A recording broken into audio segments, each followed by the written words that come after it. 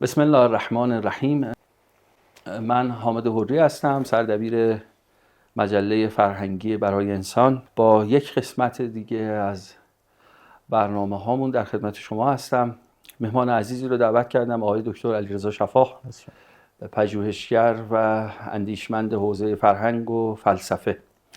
موضوعی رو که ما مجله رو باهاش آغاز کردیم، بحث هامون رو، موضوع با عنوان بحران معنوی انسان مدرن بود و نسبتی که این بحران با انسان ایرانی برقرار میکنه. مثل همه مصاحبه ها و گفتگوهایی که با مهمان های محترم داشتیم، پرسش رو این گونه آغاز میکنیم، مسئله خودمون رو این گونه آغاز میکنیم که آیا واقعا انسان امروز، انسان متجدد، چنین بحرانی رو تجربه میکنه، یا اونگونه که بعضی از متفکران مغرب زمین طرح میکنن، بحرانی به این شکل وجود نداره و تنها یک ابرمسئله یا مسائلی نظیر این هستش که انسان با اون داره دست و پنجه نرم میکنه. در همیشه تاریخ بوده، امروز هم هست و خواهد بود. شما اول یک طرح مسئله به این طرح مسئله پاسخ بدید که آیا واقعا مثلا شما قائل هستی به این که ما انسان جدید، انسان امروز چنین بحرانی رو داره تجربه میکنه، و اگر شما قبول دارید دلایلتون چیه و اصلا این خلاصه این مسئله رو شما چطور میبینید؟ ممنون میشم و گوش میکنم به حرفاتون. عرض سلام دارم خدمت شما و دوستانی که میبینن این گفتگو رو. عرض کنم خدمتتون که خب ببینید، وقتی که از بحران صحبت میکنیم معمولا تصورمون اینه که این در واقع یک امریه که عارض شده و داریم درباره یک عارضه صحبت میکنیم. اما خب مستحضر هستید که کسانی که مسئله بحران رو مطرح کردن در بین فلاسفه کلاسیکتر در غرب، اینها این رو به عنوان عارضه مطرح نکردن، بلکه به عنوان نیروی محرکه در واقع غرب مطرح کردن و نه نیرو محرکه‌ای که گاهی اوقات تصور میشه که خب یه عارضه‌ای به صورت دائمی وجود داشته. اینجا اصلا ما با عارضه طرف نیستیم، یعنی در طرح بحران ما اصلا با عارضه طرف نیستیم. من بلکه به نوعی در واقع این بحران بخشی از، حالا اگه به زبان بعضی از همین فلاسفه بشه صحبت کرد، یعنی مرتبط با منطقیه که نوعی جنبه منطقی داره، نه جنبه عارضی، یعنی بخشی از منطق در واقع، یعنی انگار ذاتی تمدن امروزه. می‌خوایم اینجوری بگیم؟ بله. حالا اینجا وارد بحث بشیم، نوعی هویت اندیشی تولید میشه، یعنی در واقع غرب تبدیل میشه به یک اسمی که در یک موقعیت مکانی و زمانی خاصیه و بعد میتونیم اینجا بلافاصله درگیر گفتگویی میشیم درباره انواع و اقسام دیگه در واقع هویت ها یا نام ها. و از اینجا بحث دیگه لیز میخوره میره توی این که فرض فرمایید که آیا غرب مثلا اگر دوچار بحران های بقیه هم دوچار بحران هستن نیستن، یعنی گفتگو این شکلی میشه. به نظرم نقطه ورود درست مسئله اینه که ما توجه به این مطلب بکنیم که در وهله اول وقتی از غرب صحبت میکنیم داریم از چیزی صحبت میکنیم که بسیار به لحاظ معنایی نزدیک به خود کلمه بحرانه، یعنی کلمه غرب و کلمه بحران خیلی به هم نزدیکن. اصلا اینطوری نیستش که بحران بر غرب عارض شده باشه، اصلا غرب خود بحرانه. یعنی ما یه کلمه‌ای داریم به نام غرب، یه کلمه‌ای داریم به نام بحران. خب این دوتا خیلی همسایه همن. این نکته اول، حالا واردش میشم میخوده.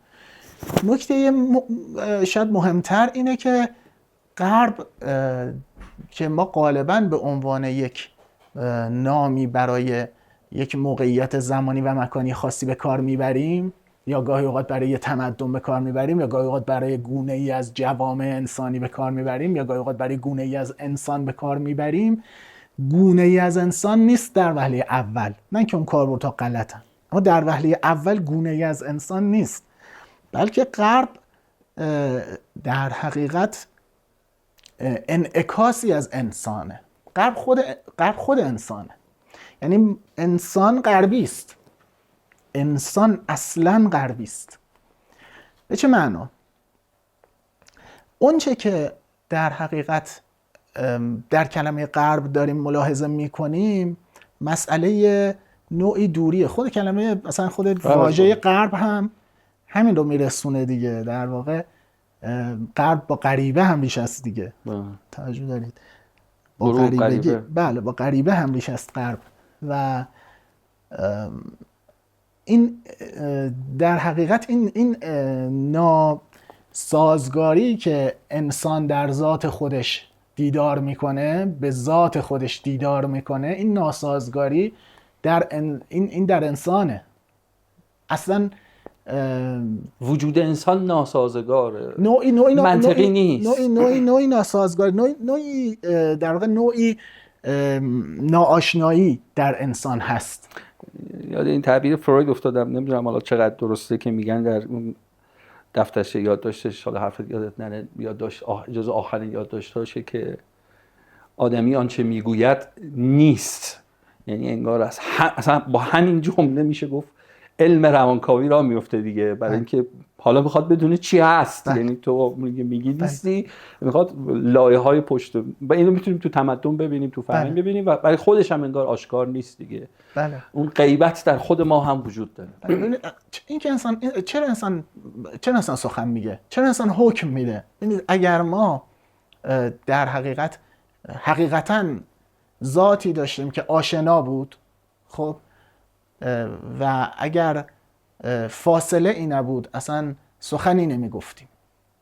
سخن که میگیم، حکم که میدیم، حکم حالا در تعابیر بعضی از فلاسفه جدید هست، خیلی اینو عالی مطرح میکنن، قابل بحث، خیلی از جنبه‌های مختلفی قابل بحثه. من به جنبه‌هایش علاقه دارم که شاید مثلا خیلی جنس تحقیق در تاریخ و جوامع و اینام نداره. من یه بخشش که خیلی برام جذابه در تحلیل منطقی خود حکمه، در تحلیل در واقع گزاره‌هایی که اینا گزاره‌های در واقع محتوای گزاره رو بررسی کردن به لحاظ منطقی و به لحاظ تفسیری، اونجا هم ظاهر میشه. ببینید انسان وقتی حکم میده، خب میگه، بذارید خودو بگم، شاید شما مثلا ارجای من زیادی اونوری رفتم، بهم بگید اشکال نداره، هر طرفی میگید. شما حکم میدید، میگید الف ب است. درسته. حکم میگه الف ب است. من یه سوالی میپرسم، آیا الف ب است؟ نه. اگر الف ب است، بحث مفصلیه که فرگو اینا رو این چیز که اگر الف همون ب، اگه من میگم الف است، این هیچ محتوایی نداره، هیچ دانشی توش تولید نمیشه. لذا اگه الف واقعا ب باشه، وقتی من یعنی الف حقیقتا اگه ب باشه، وقتی من میگم الف ب است، این همان باشه، یعنی چی نگفتید. و اگه الف ب نباشه، من چطوری میگم الف ب است؟ خب من بیخود میکنم میگم الف است. اگه الف ب نیست، بحث‌های تاریخ فلسفه است. اگه الف واقعا ب نباشه، من اشتباه میکنم میگم الف ب است. به چه مجوزی میخوام اینو بگم؟ یادداشت خیلی هیجان انگیزی داره فرویگه، از همینجا شروع میکنه که آقا الف است که هیچ دانشی به ما نمیده و همه علم داره با الف ب است شروع میشه. اما الف ب است یعنی چی اصلا؟ مگه میشه الف ب باشه؟ خب اینجا ما دو تا شکل کامل متفاوت.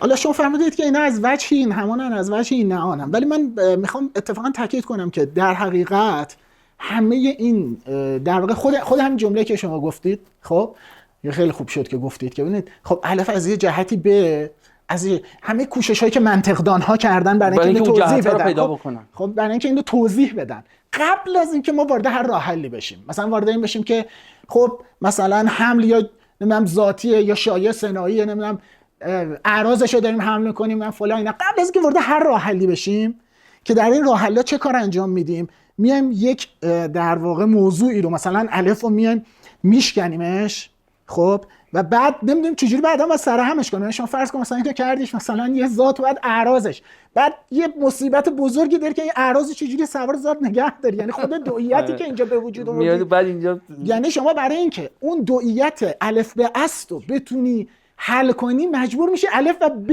رو دوچار دوئیت کنی. خود الف رو در درون خودش دوتا میکنی. یاد بگی این دوتا اینجا به هم میرسن، به یکی میشن. اصلا ببینید به طور میخوام بگم اینجا یک مسئله مندی بسیار بغرنجی وجود داره و اصلا انسان، من اینو از اولین بار از کاسیلر یاد گرفتم، خیلی قشنگ اینو توضیح میداد. حتما فلسفه بزرگ گفتن، من اونجا خوندم یاد گرفتم که در واقع انسان یکی از بزرگترین اسلحه هایی که انسان در آگاهی خودش داره تقسیمه. یعنی شما هر وقت با یه چیزی مواجه میشید که این بحران برای شما ایجاد میکنه، شما میدونید دو قسمت میکنید. خب اصلا حتی خود مثلا طرح ذات، چرا فلسفه طرح ذات؟ فلسفه در بنیاد خودش برای حل کردن مسئله است دیگه. اصلا ببین دو تا پرسش اساسی وجود داره در فلسفه دیگه. در آغاز فلسفه دو پرسش اساسی وجود که در واقع به هم مرتبطن. یکی پرسش از حرکت، یکی پرسش از آرخه است. درسته. یعنی ما میپرسیم که مادة المواد چیست؟ میگیم مادة المواد چیست، بعد میگیم حرکت چگونه ممکن است. خب این مسئله که در حقیقت وقتی ما چرا فلسفه اولا پس وقتی اینو میگیم یعنی که فلسفه در آغاز خودش طرح ذات میکنه، به نوعی طرح مادة المواد میکنه. خب چرا ما طرح میکنیم؟ چرا فلسفه طرح ذات میکنه در اشیا؟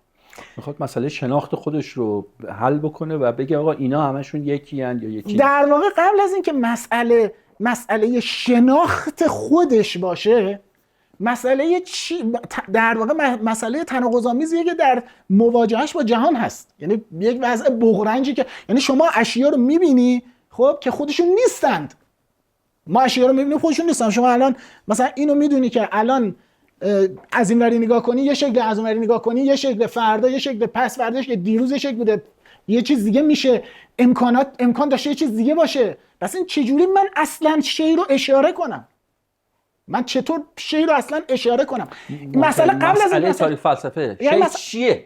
یعنی ببین مسئله قبل از این که مسئله حالا ما اینجا بردیم رو شی به طور کلی، یعنی مواجهه ما با جهان. ببینید این قبل از این که مسئله جهل، حتی من میخوام به شما بگم این که ما کلمه جهل رو ساختیم، کلمه حقیقت رو ساختیم، کلمه علم رو ساختیم و گفتیم این مسئله جهان نیست، این منم که نمیدانم، برای اینه که بحران یه خورده آروم بشه.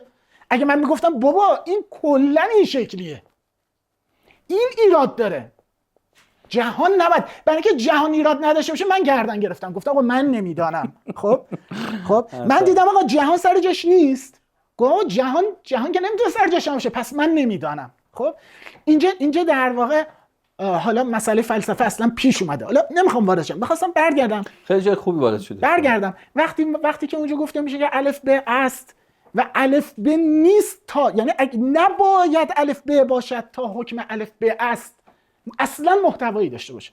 اگه الف ب بود اصلا الف ب است محتوایی نداشت. اینو بعدن خیلی از فلاسفه‌ای که روی مطالعات میکنن، علم رو مطالعه کردن فلان اینا، درباره این خیلی مفصل صحبت کردن که محتوای هر چیزی به اندازه خلاف آمد بودن اون گذار است.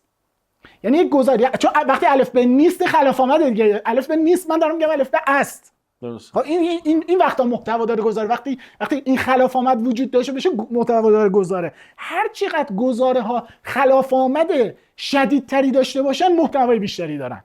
این درک بوده بین فلاسفه، توجه دارید؟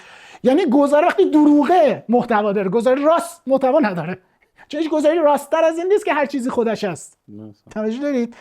یعنی اون محتوا با اون این اولین خلاف آمد میشه همون که آقا از الف است میرسیم به اینکه الف ب هم هست. بله. و اینجا داره دانش برای ما. حالا بعد اینو درباره خود الف هستن وقتی فکر میکنید، یعنی درباره خود این همونیه وقتی فکر میکنید متوجه میشید که اگر شما دارید یک چیزی رو دوباره مطرح میکنید این نمیتونه یک چیز باشه. شما چجوری میگید این خودش است؟ یعنی چجوری بر خود، اگر بخوادیم بر خودش یعنی اینطور نیست که واقعا اینطور نیست که گزاره الف است محتوا نداره. این اشتباه فیلسوفای یه دسته کلاسیک از فیلسوفای تحلیلی بوده عمدتاً یا منطق‌دان‌ها بوده در طول تاریخ که آقا الف از محتوا داره، الف از خیلی محتوا داره. شاید بشه گفت بغرنج‌ترین محتوا، بیشترین محتوای یک گزاره‌ای که محتوامند بوده این بوده که الف است. چرا؟ چون اصلا ما سر این که الف باشه همونطور که توضیح دادم اشیا خودشون نبودن و ما برای اینکه اشیا خودشون باشن کل بازی فلسفه رو شروع کردیم. خب پس گفتن این گزاره که الف است اصلا گفتن یک چیز بدیهی نیست، اتفاقا یکی از نابدیهی ترین چیزایی که در واقع انسان گفته اینه که چیزها خودشان هستند. هر چیزی خودش هست، اصلا هر چیزی خودش نیست. علیرضا رفتی یه جایی الان ما تنها چیزی که بحث می‌کنیم اینه، خیلی هم اینجا جون میده بحث کردن. آره حالا من از تحلیلی‌ها دفاع بکنم، نه حالا شروع جریان تحلیلی اگه با فرگه و اینها بگیم هست که هست، اتفاقا روی این حرف تو خیلی با میستن که اتفاقا همون مسئله یک یعنی توضیح همین که این خودشه. فرگه تو اون کتاب مبانی علم حساب وقتی میخواد عدد رو تعریف کنه و بگه یک چیه اینا یادته دیگه و میاد مثال میزنه که میگه آقا یکو که میخوایم تعریف کنیم میگیم یه سیب، ما میگیم یه سیب و با یه سیب رو با یه سیب جمع میکنیم. بعد فرگه پرسش میکنه مگه میتونی تو یه سیب رو با یه سیب جمع بکنی؟ مگه اینجا مگه با یه این همان مواجه هستی؟ که به یه معضل بزرگی میرسه و اون معضل اینه که یک رو بدون شی ما چجور میتونیم تعریف بکنیم. و واقعا همینطوره، یعنی اون فرمایشی که شما میکنی خود گزاره این همان رو هم که یه دوره میذاشتن کنار و میگفتن این گزاره به ما هیچ دانایی نمیده، نخیر اتفاقا خیلی حرف داره میزنه و باید روش فکر کرد. من از اینجا میخوام به شما بگم که ببینید این بحث با اینکه یک بحث منطقی بسیار مهمه و حتی من میخوام به شما بگم اینطوری نیستش که این بحث فلسفی در منطق، نه اصلا منطق شاید بشه نشون داد که تاریخ منطق از تأمل درباره این مسئله رشد کرده. یعنی شما چون منطق تاریخ داره، خود این چیز ببین خود این که ما دچار بحرانیم که منطق تاریخ داره. منطق که نباید تاریخ داشته باشه ولی منطق تاریخ داره. خب تکوین من در واقع منطق در تاریخ محصول توجه به این بحران بوده، به این بغرنج بوده، به این مسئله بغرنج بوده، به این که چیزها خودشان نیستن. خب حالا مثلا فرض راه حلایی که حالا تحلیلیات فرگه داده، راسل داده، اینا میشه اشاره کرد و پیش راجبشون اونا میشه بحث کرد. من نمیخوام الان برم اونجا، الان میخوام اینو بیارم کجا؟ این که چیزها خودشان نیستند. ببینید ما انسان تمام مسئلهش در جهان اینه که چیزها خودشان نیستند. یعنی هر چیزی به انسان خیانت میکنه، حتی خودش. من هر روز میرم جلوی آینه وای میسم به خودم نگاه میکنم و از خودم میپرسم که تو کی هستی؟ آیا اون چیزی که باید باشی هستی؟ خب اگه من یعنی این سوال اصلا این که ما این کلمه چه چیزی باید باشم رو به کار میبرم، این باید یه جور فاصله باید ایجاد کنه برای من با خودم. یعنی اگر این فاصله نبود من دیگه ناچارم الان اینو بگم دیگه. زین 2000 من و ما ای عجبا من چه منم، گوش بده عربده را دست منه بر دهنم. یعنی ببینید ما با هر چیز، ما در این جهان با چی مواجهیم؟ اصلا این تمام معنی زندگی ماست که همه چیز در جهان در حال خیانت کردن به نام خودشه. توجه دارید؟ شما میگید به اینجا میگید شهر، بعد به خودت داری رانندگی میکنی میگی این هم شد شهر، تو هم به این هم میگی شهر. درسته؟ هیچ شاید هیچ وقت مثلا انسان نمیخوام بگم انسان همواره ناراضیه. اتفاقا من از کجا شروع کردم؟ از اونجا از جنبه مثبت ماجرا شروع کردم. یعنی چی گفتم ببینید گزاره‌ای که محتوا داره محتواش رو مدیون یک محالیه. یعنی یه محالی وجود داره که الف ب نیست ولی شما میگید الف ب است. من اتفاقا از جای مثبت شروع کردم، یعنی از اون جایی که ما راجع به گزاره صحبت میکنیم و گزاره محتوا داره، واقعا محتوا داره. ما داریم حرف میزنیم. خب ما داریم حرف میزنیم داریم چی رو حمل میکنیم با هم؟ چی رو داریم میگیم و میشنویم؟ ما داریم یه محالی رو میشنویم و میگیم آقا الف نباید ب باشد تا من وقتی میگم الف ب است چیزی گفته باشم. پس اگه دارم چیزی میگم دارم یه محالی رو ارائه میدم و پای یه محالی وایسادم، چون من دارم حکم میکنم. من میگم الف ب است. در این لحظه که من میگم الف ب است، این فقط یه خبری نیست که به صورت سوم شخص غایب داره به ما داده میشه. گوینده باید، اراده گوینده باید ایستاده باشه که آقا الف به است، اینجا خبری هست. یعنی هر گزاره‌ای، هر اندازم خبریه به شدت دراماتیکه، چون چیزی رو که ممکن نیست در واقع طرح کرده و ایستاده پاش، یا تمناش کرده یا ایستاده. نوع ایستادگی در حکم کردن هست. توجه دارید؟ خب من پس نمیخوام بگم وقتی من میگم همه چیز در جهان داره به انسان خیانت میکنه، چیزها به نامشون خیانت میکنن، آقا ما پشت مثلا ترافیک اذیت میشیم میگیم به این هم میگن شهر. خب اینجا یه خورده قره و یه خورده ناراحتیه، ولی آیا منظورم این نیست که فقط این لحظه است که این اتفاق میفته. هر چیزی که ما احساس میکنیم به ما داره ارائه میشه به عنوان یه چیز خوبی، به عنوان یه چیز خوشایندی، به عنوان امر آشنا، من میخوام به شما بگم وقتی میگم محتوا مدیون محاله، میخوام به شما بگم آشنایی حاوی ناآشناییه. تمام آشنایی مملو از ناآشناییه. اگر ببینید انسان با کسی میتونه طرح آشنایی بریزه که با اون ماجرا داشته باشه. ماجرا داشتن یعنی چی؟ ماجرا داشتن یعنی جمع نشدن. یعنی اگر چیزها جمع شده بودن قصه‌ای در دنیا وجود نداشت. هر قصه‌ای کجا رقم می‌خوره؟ وقتی چیزها از موقعیت خودشون خارج شدن، وقتی چیزها اونجوری که باید باشن نباشند، خب اونجاست که داستانی اتفاق افتاده، ماجرایی اتفاق افتاده و این تنها چیزی که معنا داره. پس اگر انسان جستجوی معنا میکنه، داره جستجوی اینو میکنه که جایی هست که چیزها از جای خودشون خارج شده باشن. چرا من با هیچ چیزی مواجه نمیشم که چیزها از جای خودشون خارج شده باشن؟ به خاطر همینه که دشمن معنا ملاله. دشمن معنا ملاله، چون ظاهرا در لحظه‌ای که همه چیز سر جاشه ما دچار ملال میشه. حالا راجع به خود این ملال یه عالمه دیدید فیلسوفا حرف زدن و توضیح دادن که خود این ملال چرا مهمه. چرا مهمه ملال به خاطر این مهمه که بزرگترین، حالا من میخوام در واقع از اینجا ادامه بدم، بزرگترین مسئله‌ای که انسان داره اینه که چه بسا هیچ مسئله‌ای وجود نداشته باشه، چه بسا همه چیز سر جاش باشه. بدترین اتفاقی که برای انسان میتونه بیفته اینه که همه چیز سر جاش باشه، هیچ چیزی، هیچ خبری واقعا برای شنیدن وجود نداشته باشه. من هیچ کاری برای انجام دادن واقعا، من به هیچ چیزی دعوت نشده باشم، من به هیچ ماجرایی دعوت نشده باشم. این خطرناکترین، سهمگین ترین چیزیه که ما باش مواجه میشیم. اون میدونیم انگار این وضع انسانه دیگه. اون لحظه‌ای که دستش پر میشه خالی میشه، اون لحظه‌ای که خالیه پر میشه. همین رفت و آمدها، ملال آزاردهنده ترین چیزیه که ما باهاش مواجه میشیم. یعنی این که تو ببینی به قول شما امور در جای خودشونن و دائما در حال یک تکرار ابدی هستن. از این وجه وقتی من به بهشت نگاه میکنم، در یه مفهوم الهیاتی بهشت، دچار وحشت میشم. یعنی بهشت برای من میشه عین جهنم. این که تو در یک سرزمینی، در یک ناکجا آبادی که زمان درش معنی نداره، هیچ قصه‌ای رقم نمیخوره، هیچ فراقی نیست، هیچ گسستی نیست، هیچ رنجی نیست. یعنی من با این ابزارهایی که واقعیتش رو بگم علیرضا، من با این چیزایی که تو دنیا بهم داده شده، یعنی با این مفاهیمی که دارم زندگی رو معنا میکنم و زندگی، وقتی با این مفاهیم سراغ بهشت میرم، قطعاً دچار ملال میشم و وحشت که آخه من اون رو نمیخوام. اون ابدیت تنها چیزی که من رو آرام میکنه که اون رو، اینه که میگم که این واقعا مسئله شخصی خودمه، میگم که ببین اینو یه صادق مصدقی اومده گفته که آقا هم چیزایی هست، انبیاء اومدن، احتمالاً این مفاهیم من کمه برای اینکه اونو توضیح بدم، مگر وقتی با این مفاهیم میرم بهشت میشه خود جهنم. آقا تو همیشه هستی، همیشه خوشی. من نمیفهم، من اینو نمیفهمم. من زندگی رو من اونی میفهمم که همواره توش این فراق‌ها هست، این حسرت‌ها هست، این ناکامی‌ها هست، این کامیابی‌ها هست و کسا اینو به هم معنا میده. اگر ناکامی نباشه، اگر رنج نباشه، اگر سختی نباشه، اگر جهل نباشه، چجور ما میتونیم زندگی رو برای خودمون معنا بکنیم؟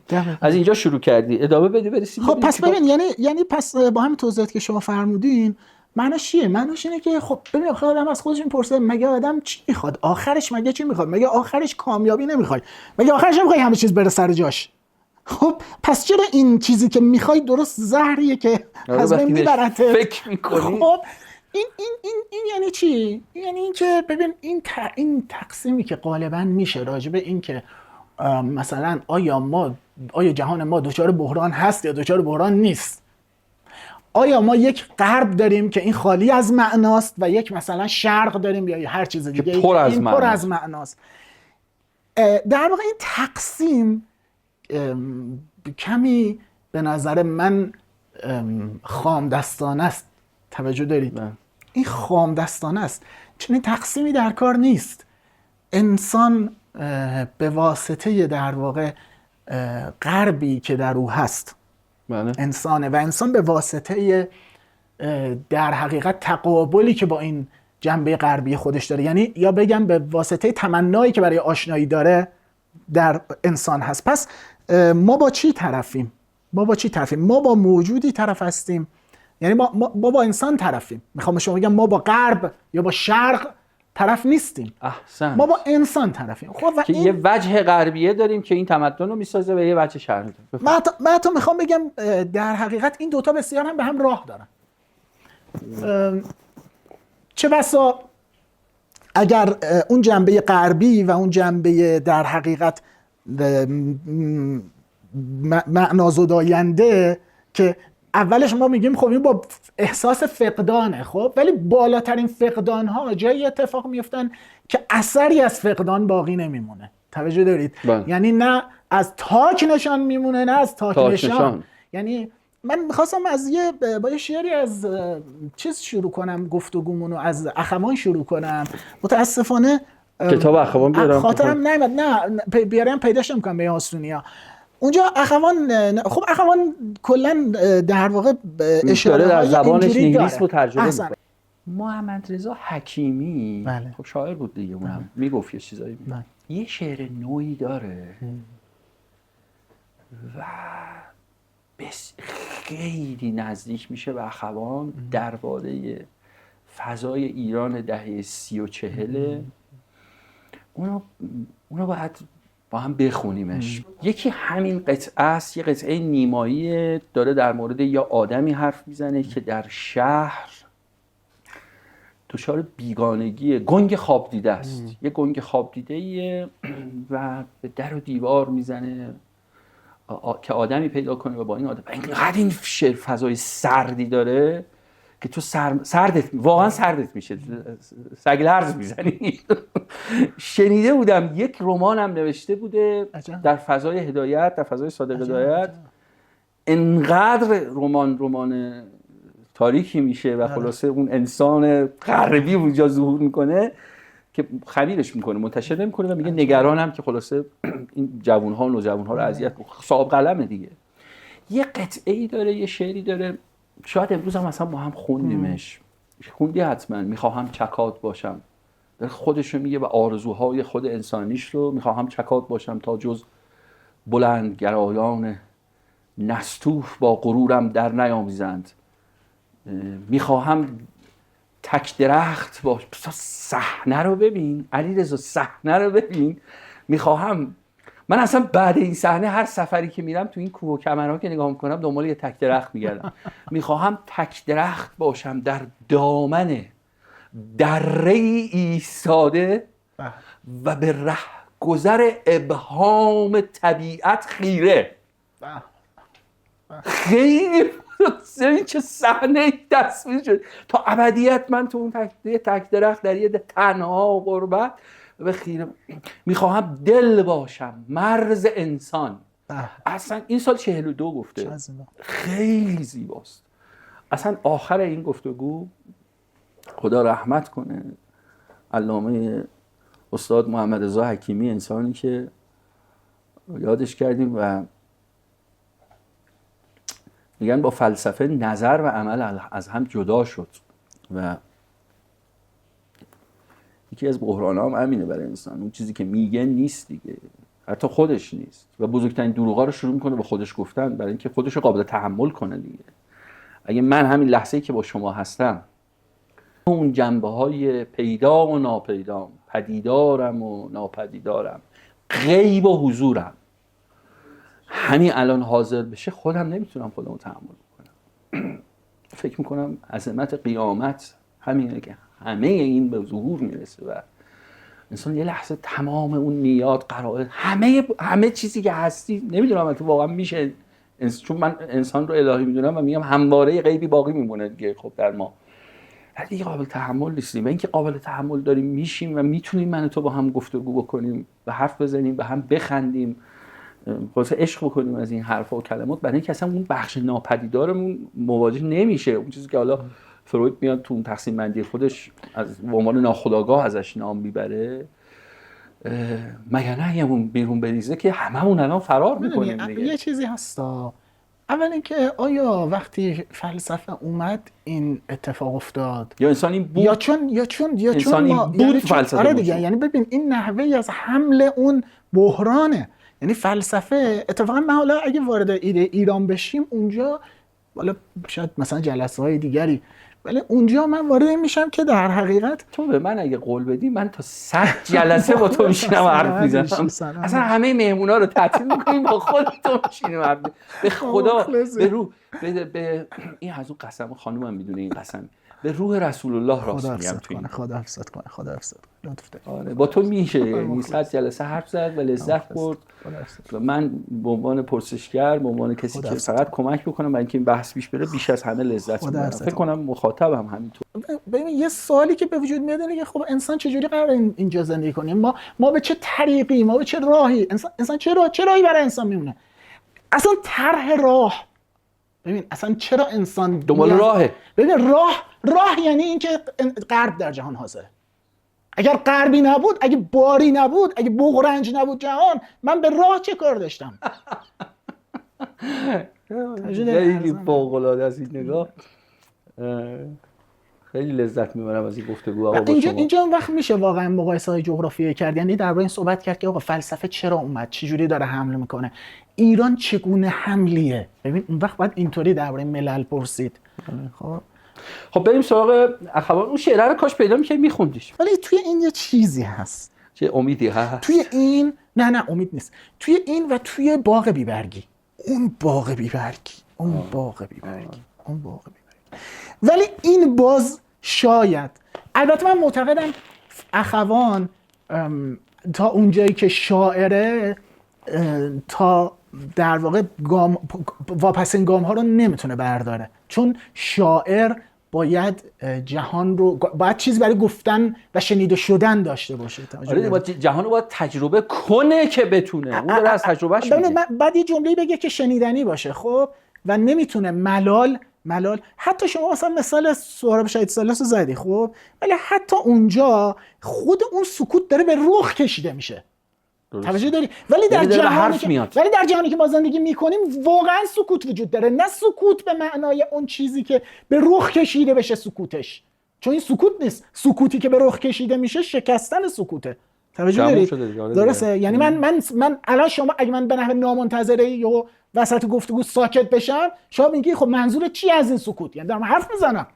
خب ولی یا مثلا شما تو فلاسفه اینو خیلی داری، تو راه حل مثلا ویتگنشتاین میگه که آقا در باب آنچه نمیتوان سخن گفت سکوت باید کرد. خب من از نردبان فلسفه رفتم بالا، نردبان دیگه میندازم پایین. خب این دیگه سکوت نیست، خودش عین گفتار. واسه همینه که اینقدر از تو ویتگنشتاین عرفان در اومده، مثلا ایرانی‌ها که خوراکشونه دیگه. یعنی حالا یعنی جوامع مستعد میتونن این کارو بکنن.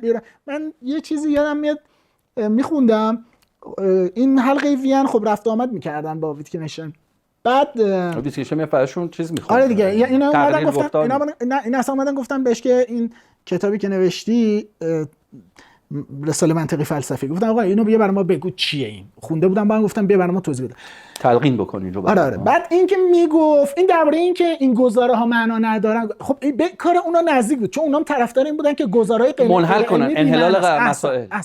اینم داشت میگفت آقا یه سری گزارهایی رو نمیشه گفت. خب بعد این که شروع کرد تقریر کردن وسطای کار، نویرت به اون بقیه رفقاش گفته بود که ببین این فرق میکنه. گفتن چه فرقی میکنه؟ گفته بود ببین این درسته که داره همون انجام میده، ولی این وقتی میگه در باب آنچه نمیتوان سخن گفت سکوت باید کرد، این ترسناکه این چیزی که میگه، انگار چیز، و واقعا اینطوری بود دیگه. خب ویتگنشتاین انجیل و نمیدونم داستایوفسکی اینا از دستش نمیافتاد. خب یعنی در حقیقت اون درگیر اون چیزی بود که نمیشه دربارش سخن گفت. یعنی سکوت اون سکوت خیلی هم سکوتی نیست، خیلی اصلا سکوت خیلی بلندی داره. در حالی که نویرت و اینا نمیخواستن اونوری برن، که نویرت و اینا میخواستن واقعا سکوت به معنی دقیق کلمه اتفاق بیفته. آقا در باب اونجا نمیدونم خب مثلا بحثو ببندنش، مسئلهشون رد متافیزیکه. روایت رسول الله رو هم بهش اگه تونستی تأملی بکن که از حضرت رسول پرسش میشه که نهایت ایمان چیه و در یک اینجور روایت ها داریم ما توی و بسیار تأمل برانگیزه. یه روایتی از پیامبر یادم آمده، هم از پیامبر هم از امیرالمومنین که اینو آقای دکتر چاوشی میگفت. من سالهاست به این فکر میکنم، به این روایت امیرالمومنین که آقای دکتر چاوشی گفت و اون حیرتی که این دو جمله که یکی از رسول الله از و یکی از امیرالمومنین برای من تمام نمیشه. یکی از پیامبر میپرسن قله ایمان کجاست؟ نهایت این که یک انسانی در انسان مؤمنی سلوک بکنه و بالاترین مرتبه ایمان برسه کجاست؟ و پاسخ میشنویم که سکوت. من از ایمان حرف میزنم و انتظارم اینه که تو یه پاسخ دیگه ای بدی، مثلا ولی میگه انسان به سکوت برسه. انگار تو صحبتی کردیم از محمد رضا حکیمی نقل کردم این شعر خوندم، میخواهم تک درخت باشم در دامن دره ایستاده به رهگذر با سکوت خیره. یعنی آقا دیگه من اصلا حکم صادر نمی‌کنم، از حکم شروع کرده دیگه. یه جمله‌ای هم از امیرالمومنین که باز این برای من حتی از اولی هم شگفتیش بیشتره، اینو خدا حفظ بکنه استادم آقای دکتر چاوشی میگفت و از اون زمانی که گفته، یعنی اولین باری که من این رو از زبانش رو شنیدم فکر می‌کنم به 10 سال پیش برمیگرده که فرمایش می‌کرد، میگفت از امیرالمومنین یه فردی سوال کننده این میپرسه که مرد کیه؟ و خب من فکر کنم اگه این سوال از افلاطون بکنی، از ارسطو بکنی، از فیلسوف میپرسی، خب حیوان متفکره، حیوان متعلهه، نمیدونم. از میرچا الیادی بپرسی میگه انسان موجود دینداره. از مارکی دوسات بپرسی نمیدونم شاید بگه انسان موجودیه پر از فانتزی های سکسی و جنسی و فلان اینا، تنها موجودی که به این شکل امر جنسی رو داره دنبال میکنه. و حالا هر کس از یه من ابزار سازه. میگه مرد کیه؟ میگه رجل نومه. انسان اونیه که چرت میزنه، آدمی اونیه که چرت میزنه. و بعد توضیح میده این آدمی که چرت میزنه کیه. توی جلسه هست و نیست، دیده نمیشه، از توی مهمانی، از توی جلسه، از توی گرده پا میشه میره، هیچ کس سراغش رو نمیگیره، هیچ کس اینو نمیبینه فلان. میگه آخرش میگه این آدم، این وضعیت ستونهای آفرینشن. یعنی چی؟ داری در مورد چی حرف میزنی؟ و واقعا علیرضا من از 10 سال گاه به گاه به این روایت رجوع کردم، در مورد این فکر میکنم، هنوز نمیتونم بفهمم آخه چرا یه همچین انسانی، این اصلا چه مدل انسانیه؟ آدمی که چرت میزنه. وسط صحبت پریدم و امیدوارم سکته ایجاد نکرده باشم. آقا در چیز خود شما، در اختیار شما.